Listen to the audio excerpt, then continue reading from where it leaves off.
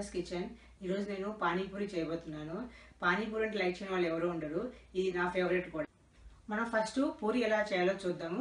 తర్వాత దానికి కావాల్సిన వాటరు, స్టఫింగ్ అంతా తర్వాత చూద్దాము. మనకి దీనికి కావాల్సిన పదార్థాలు.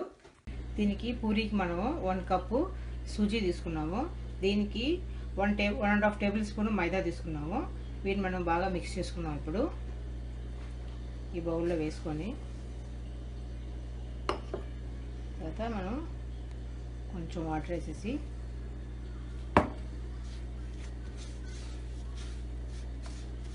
బాగా మిక్స్ చేసుకున్నాం.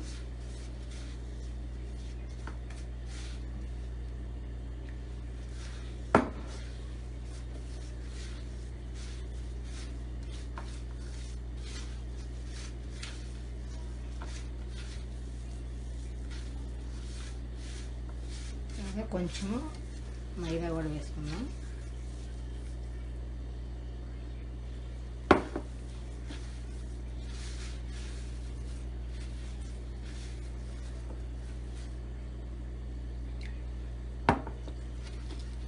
ఇది మనము ఒక 10 మినిట్స్ వరకు బాగా నీట్ చేసుకోవాలి.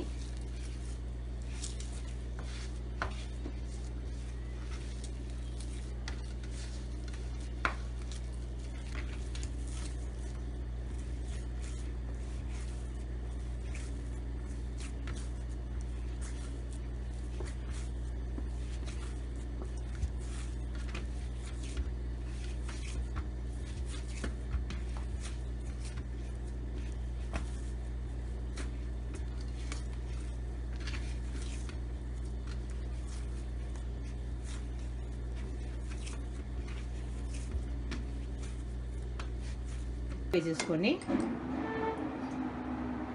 ఆయిల్ వేసి ఇంకొక 5 మినిట్స్ బాగా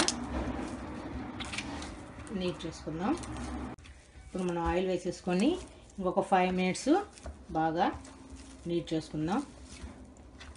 మనకి ఈ పూరీలకి మనం ఎక్కువసేపు నీట్ చేసుకోవాల్సి వస్తుంటుంది. అట్లీస్ట్ మినిమం ఒక 10 మినిట్స్ వరకు మనం ఈ విధంగా నీట్ చేసుకోవాలి. మనం ఒక 10 to 15 మినిట్స్ వరకు ఈ విధంగా నీట్ చేసుకున్నాము. ఇది మనం ఒక 10 మినిట్స్ రెస్ట్ చేయాలి. ఇది బౌల్ పెట్టేసేసి మనం దీన్ని ఒక 10 మినిట్స్ రెస్ట్ చేద్దాము. ఇది ఒక 10 to 15 మినిట్స్ రెస్ట్ అయింది. ఇప్పుడు మనం చూద్దాం. మనము ఒక 2 పార్ట్స్ అలా చేసుకొని మనం వెట్ క్లాత్ దీన్ని డ్రై అవ్వకుండా అట్లా కవర్ చేసేసుకుందాం. ఆయిల్ అప్లై చేసేసుకొని ఈ బౌల్ని తీసుకొని పెట్టేసేసి మనం పలుచగా ఒత్తుకుందాం.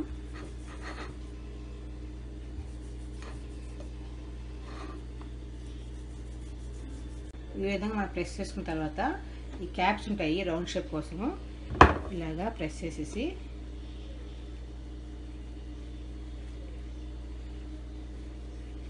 రౌండ్గా చేసుకుందాం. ఈ విధంగా రౌండ్గా కట్ చేసి తీసుకున్నాము. వీటన్నిటి మనం వెట్ క్లాత్ని వాటర్లో ఉంచేసి వాటర్ అంతా పిండేసుకోవాలి.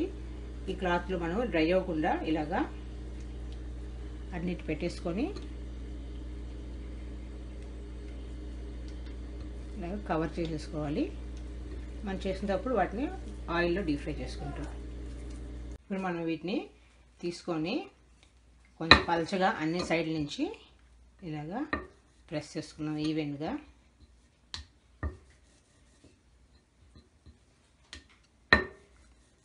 తర్వాత మనం ఆయిల్ హీట్ ఎక్కింది, మనం ఇవి ఫ్రై చేసుకోవాలి.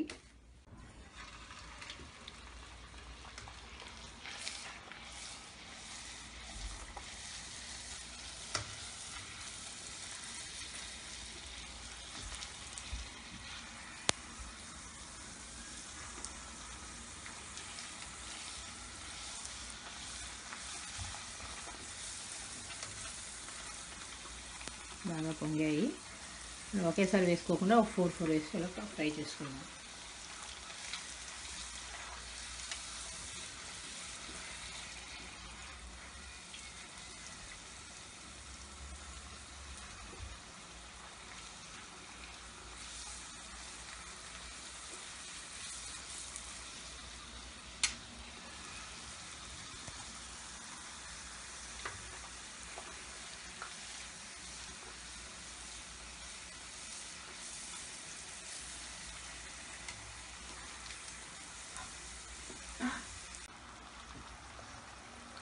మనం వీటిని వేసినప్పుడు ఎలా ప్రెస్ చేసుకుంటూ ఉండాలి, అప్పుడు బాగా పొంగుతాయి.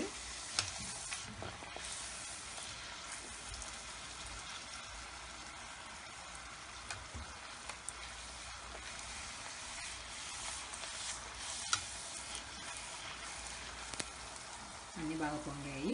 మనకి గోల్డెన్ కలర్ వచ్చేంత వరకు ఫ్రై చేసుకుందాం. బాగా క్రిస్పీగా వచ్చేసాయి. ఈ విధంగా అన్నీ చేసుకొని మనం బాగా చల్లారిన తర్వాత ఒక బాక్స్లో స్టోర్ చేసి పెట్టుకోవచ్చు. మనకు కావాల్సిన వచ్చినప్పుడు వాటర్ తయారు చేసుకొని పానీపూరి చేసుకోవచ్చు. మనం పూరిలోకి వాటర్ చేసుకోవాలి.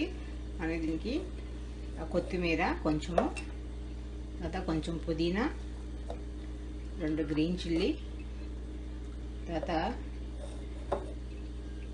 కొంచెం సాల్టు, ఇది కొంచెం వాటర్ పోసేసి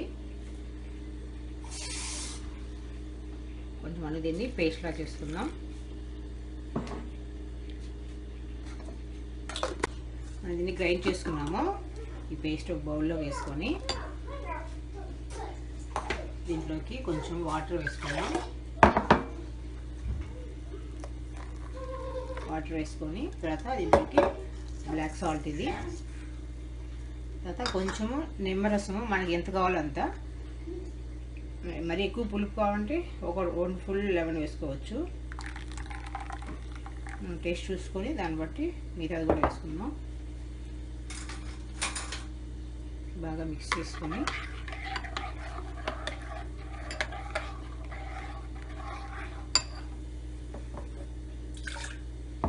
కొంచెం వాటర్ వేద్దాం.